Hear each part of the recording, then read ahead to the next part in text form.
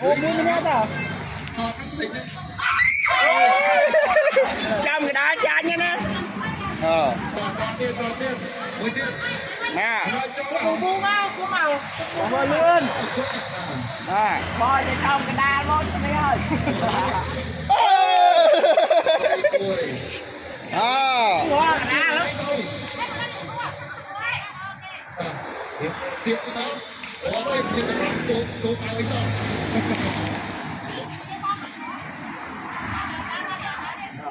Ô mình lấy cái đá đây.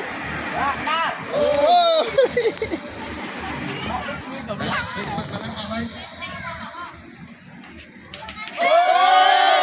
Bạn mua đi. Ôi giờ thì qua cho bọn em ấy hả? Chọn bạn đấy hả? À.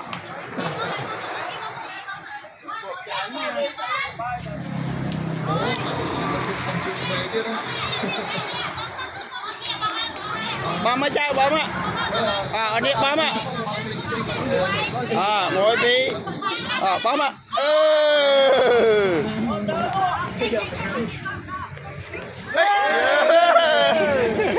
Cho mà cái đá cha ơi.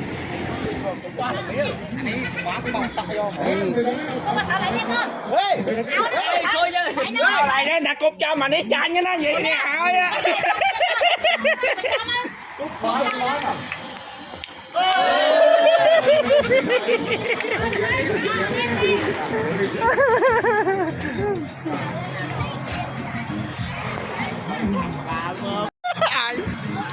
Chào một con pro ban người.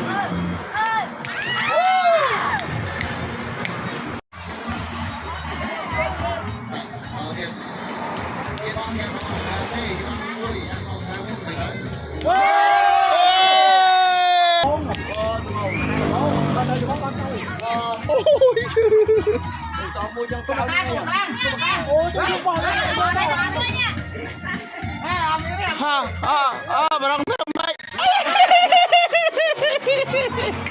Chắc hỏi với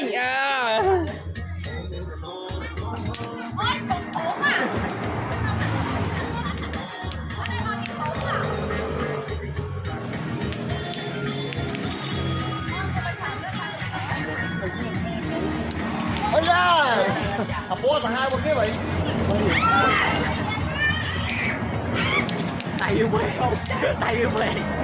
Mày đấy.